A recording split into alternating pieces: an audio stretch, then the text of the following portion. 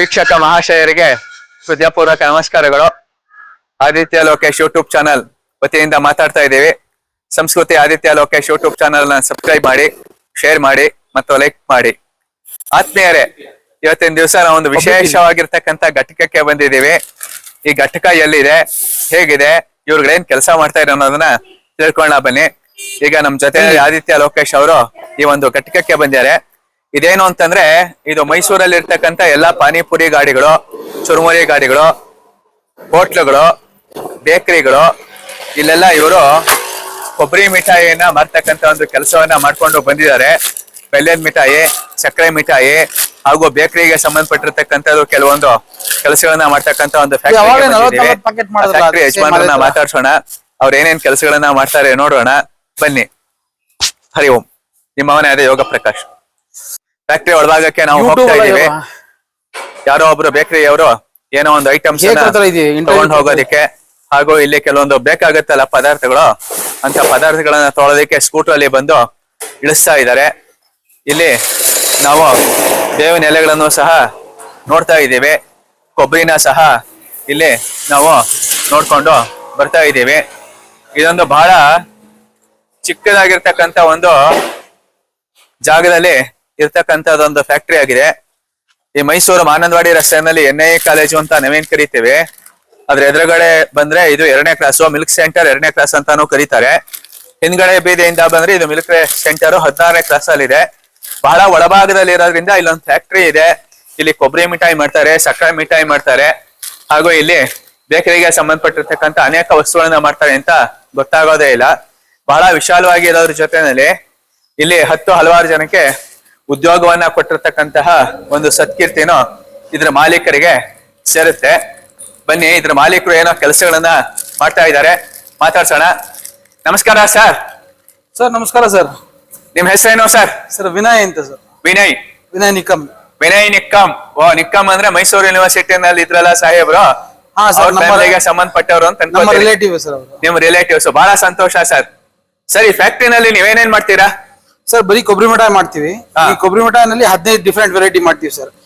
ಹೇಳೋದಕ್ಕೆ ಬರೀ ಕೊಬ್ಬರಿ ಮಿಠಾಯಿ ಅಂತ ಹೇಳ್ತಾರೆ. ಸಕ್ಕರೆ ಮತ್ತೆ ಬೆಲ್ಲ, ಜೋನಿ ಬೆಲ್ಲ, ಫ್ರೂಟ್ ಅಂಡ್ ನಟ್ ಅಂತ ಹೇಳ್ತೀವಿ, ಮತ್ತೆ fig and jaggery, dates and jaggery, ಈ ತರ ಹಲವಾರು ಪ್ರಾಡಕ್ಟ್ ನ ಮಾಡ್ತೀವಿ. ಸೊ ಎಲ್ಲಾರು ಅನ್ಕೊಂಡಿದ್ದಾರೆ ಕೊಬ್ಬರಿ ಮಿಠಾಯಿ ಅಂತಂದ್ರೆ ಬರೀ ಸಕ್ಕರೆ ಮತ್ತೆ ಬೆಲ್ಲದಲ್ಲಿ ಮಾತ್ರ ಮಾಡ್ತೀವಿ ಅಂತ ಅನ್ಕೊಂಡಿದ್ದಾರೆ. ಸೊ ಆದ್ರೆ ಈ ತರ ಒಂದು 15 ಡಿಫ್ರೆಂಟ್ ವೆರೈಟೀಸ್ ಮಾಡ್ತೀವಿ ಸರ್. 15 ಡಿಫ್ರೆಂಟ್ ವೆರೈಟೀಸ್ ಮಾಡ್ತೀರಾ? ಸರ್, ಈಗ ನೀವು ಕೊಬ್ಬರಿ ಮಿಠಾಯಿ ಮಾಡ್ತಿದ್ದೀರಲ್ಲ, ಅದನ್ನೊಂದ್ಸಲ ತೋರಿಸಬಹುದಾ ಆ ಕಡೆ? ಸರ್ ಏನೇನ್ ಮಾಡಿದಾರೆ ಅಂತ ಸರ್. ಇದು ನೋಡಿ ಸರ್, ಇದು ಬೆಲ್ಲ, ಇದು ಬೆಲ್ಲದ್ದು, ಇದು ಸಕ್ಕರೆ, ಇದು ಮತ್ತೆ ಅದೇ ಹಾಗೆ ಅಲ್ಲಿ ಜೋನಿ ಬೆಲ್ಲದ ಒಂದು ಹಾಕಿದೆ ಸರ್. ಜೋನಿ ಬೆಲ್ಲದು ಕೊಬ್ಬರಿ ಮಿಠಾಯಿ ಅದು? ಹೌದು ಹೌದು ಸರ್. ಪರವಾಗಿಲ್ಲ. ನೀವು 10 ಹಲವಾರು ಕ್ಯಾಟರರ್ ಗಳಿಗೆ ನಾವು ತುಂಬಾ ಕೇಟರಿಂಗ್ ಮಾಡ್ತೀವಿ. ಸೊ ಅವರು ಕಸ್ಟಮೈಸ್ ಆದ ಕೆಲವೊಂದು ಪ್ರಾಡಕ್ಟ್ ಗಳನ್ನ ಫ್ಲೇವರ್ಸ್ ಅಲ್ಲಿ ಮಾಡಕ್ ಕೇಳ್ತಾರೆ ಸರ್. ಬಹಳ ಸಂತೋಷ.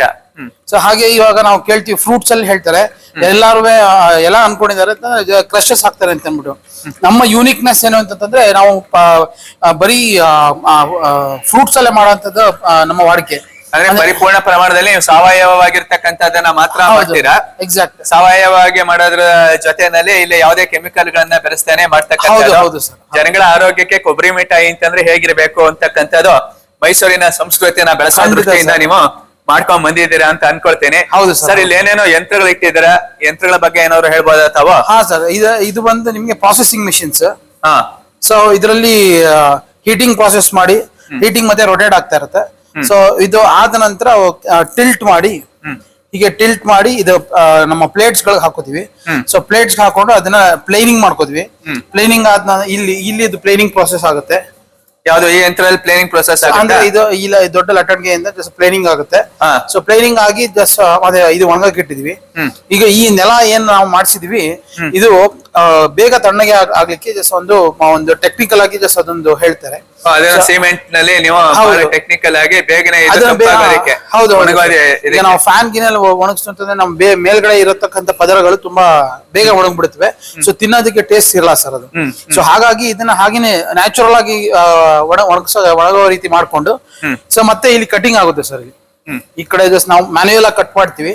ಸೊ ಮೆಷಿನರೀಸ್ ಬಳಸ್ತು ಅಂತಂದ್ರೆ ಜಸ್ಟ್ ಬೇಗ ಪದಾರ್ಥ ಕೆಡುತ್ತೆ ಅನ್ನೋ ಒಂದು ಕಾರಣಕ್ಕೋಸ್ಕರ ನಾವು ಮ್ಯಾನ್ಯುಯಲ್ ಮಾಡಬಹುದು. ಇದೇನೋ ಸಹ ನೀವು ಕೈನಲ್ಲೇನೆ ನೀಟಾಗಿ ಹೌದು sir, ಮಾಡ್ತಕ್ಕಂತ ಕೆಲಸವನ್ನ ಹೌದು. ಇಟ್ಕೊಂಡಿದ್ದೀರಾ. ಹೌದು ಆಮೇಲೆ ಈ ಒಂದು ಫ್ಯಾಕ್ಟರಿನಲ್ಲಿ ಸಹ ನೀವು ಎಷ್ಟು ಜನ ಕೆಲಸ ಮಾಡ್ತಾ ಇದ್ದೀರಾ? ಸರ್ ಒಂದು 6-7 ಜನ ಕೆಲಸ ಮಾಡ್ತಾ ಇದ್ದೀವಿ. 6-7 ಜನ ಮಾಡ್ತಾ ಇದ್ದೀರಾ ಅಂದ್ರೆ 6-7 ಜನಕ್ಕೆ ನೀವು ಉದ್ಯೋಗವನ್ನ ಸಹ ಕೊಟ್ಕೊಂಡು ಬಂದಿದ್ದೀರಾ. ಹೌದು ಬಹಳ ಸಂತೋಷ ಸರ್. ಸರ್ ಈಗ ನೀವು ಫ್ಯಾಕ್ಟರಿ ಇಟ್ಟಿದ್ರಲ್ಲ, ಇದನ್ನ ಇಡ್ತಕ್ಕಂತ ಉದ್ದೇಶ ಏನು ಸರ್? ಪ್ಯಾಕ್ ಆಗಿರೋಂತ ಒಂದು ಇದು ಪ್ಯಾಕ್ ಆಗಿರೋಂತ ಬೆಲ್ಲದ ಮಿಠಾಯಿ ಇದು. ಅದೇ ಹಾಗೆ ನಾವು ಇದೇ ಒಂದು ಪಾರ್ಟ್ ಅನ್ನ ನಾವು ಕೊಬ್ಬರಿ ಮಿಠಾಯಿ ಮಾಡಕ್ಕೆ ಜಾಗ ಯೂಸ್ ಮಾಡ್ಕೊಂಡಿದ್ವಿ. ಮತ್ತೊಂದು ಪಾರ್ಟ್ ಅನ್ನ ಬೇಕರಿ ಮಾಡಕ್ಕೆ ಬೇಕರಿ ಐಟಮ್ಸ್ ಮಾಡ್ತೀರಾ? ಹೌದು ಸರ್.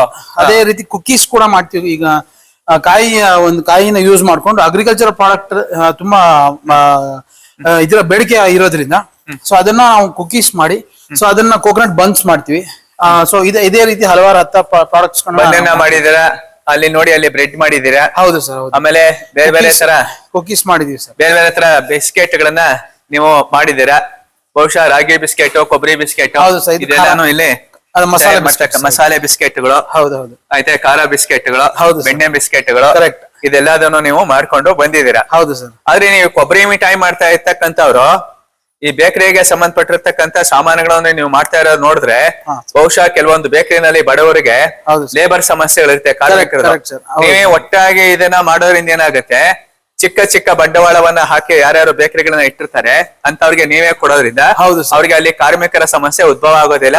ಹಾಗಾಗಿ ನಿಮ್ಮಿಂದ ಹಲವಾರು ಸಣ್ಣ ಪ್ರಮಾಣದ ಬೇಕರಿನವರು ಸಹ ಜೀವನವನ್ನು ನಡೆಸೋದಕ್ಕೆ ಅನುಕೂಲತೆಯನ್ನ ಮಾಡಿದಿರ. ಹೌದು ಸರ್. ಈ ಸಣ್ಣ ಉದ್ಯಮ ನೀವೇನ್ ಮಾಡ್ತಿದ್ದೀರಾ, ಕೊಬ್ಬರಿ ಮಿಠಾಯಿ ಇರ್ಬೋದು, ಬೇಕರಿ ಪ್ರಾಡಕ್ಟ್ಸ್ ಇರ್ಬೋದು, ಇದಕ್ಕೆ ನಿಮಗೆ ಉತ್ತೇಜನ ಯಾರು ಕೊಟ್ಟರು ಸರ್? ಹೇಗ್ ಬಂತು ಇದು ನಿಮ್ಗೆ?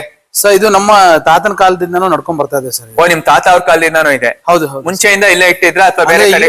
ಇಲ್ಲ, ಜಸ್ಟ್ ಮನೆಯಲ್ಲೇ ಪ್ರಾರಂಭಿಸಿರ್ತಕ್ಕಂಥ ಒಂದು ಸಣ್ಣ ಒಂದು ಉದ್ಯಮ. ಎಲ್ಲಿತ್ತು ತಮ್ದು ಮನೆ ಅವಾಗ?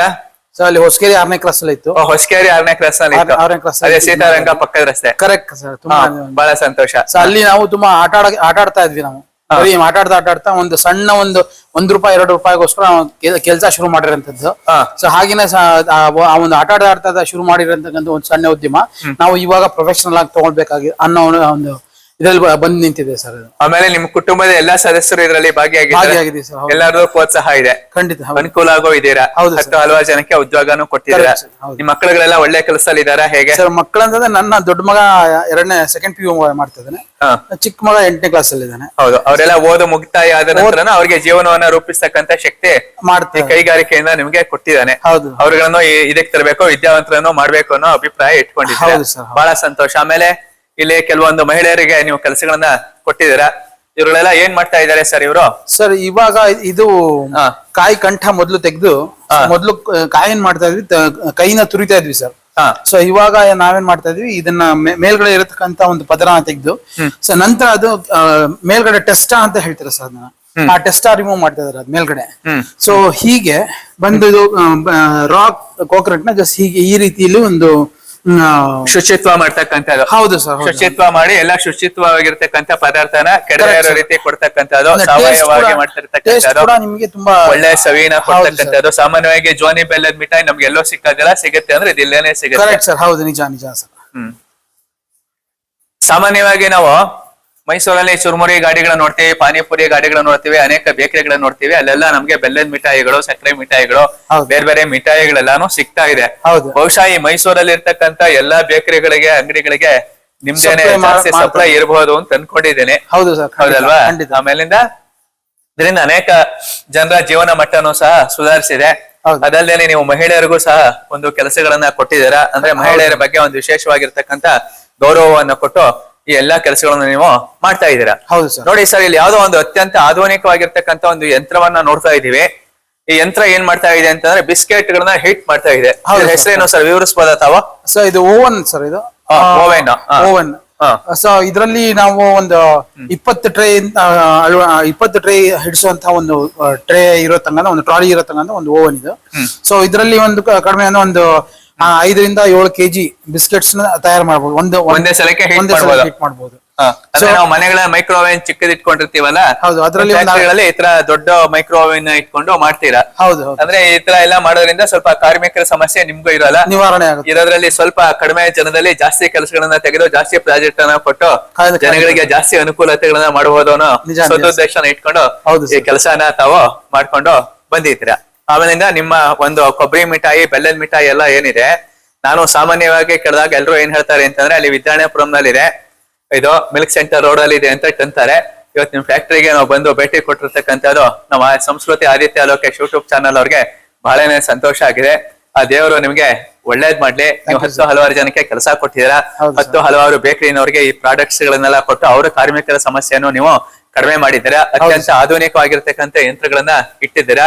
ಹಾಗೂ ನಿಮ್ಮ ಮನೆ ಅಂತರದಲ್ಲಿ ಯಾರಿದ್ದಾರೆ ಅವರಿಗೆ ಪೂರ್ವದಿಂದ ಬಂದಿರೋದ್ರಿಂದ ಮುಂದಿನ ದಿನಗಳಲ್ಲಿ ನಿಮ್ಮ ಮಕ್ಕಳು ಎಷ್ಟೇ ವಿದ್ಯಾವಂತರಾದ್ರೂ ಸಹ ಅವ್ರಿಗೂ ಸ್ವಉದ್ಯೋಗವನ್ನ ಸ್ವಾಭಿಮಾನದಿಂದ ಸ್ವತಂತ್ರವಾಗಿ ಮಾಡ್ಬೇಕು ಅಂತಕ್ಕಂತ ಒಂದು ಸದುದ್ದೇಶನ ಇಟ್ಕೊಂಡು ಇದೆಲ್ಲ ಮಾಡಿದಿರ. ಬಹಳ ಸಂತೋಷ ಆಯ್ತು ಸರ್. ಸಂಸ್ಕೃತಿ ಆದಿತ್ಯ ಲೋಕೇಶ್ ಯೂಟ್ಯೂಬ್ ತಂಡದ ಎಲ್ಲ ಪ್ರೇಕ್ಷಕ ಮಹನೀಯರು ದಯವಿಟ್ಟು ಈ ವಿಡಿಯೋವನ್ನ ಪೂರ್ತಿ ನೋಡಿ, ಸಬ್ಸ್ಕ್ರೈಬ್ ಮಾಡಿ, ಶೇರ್ ಮಾಡಿ. ನಿಮ್ಮ ಮನೆಯ ಯೋಗ ಪ್ರಕಾಶ್. ನಮಸ್ಕಾರ. Hari Om. Thank you sir.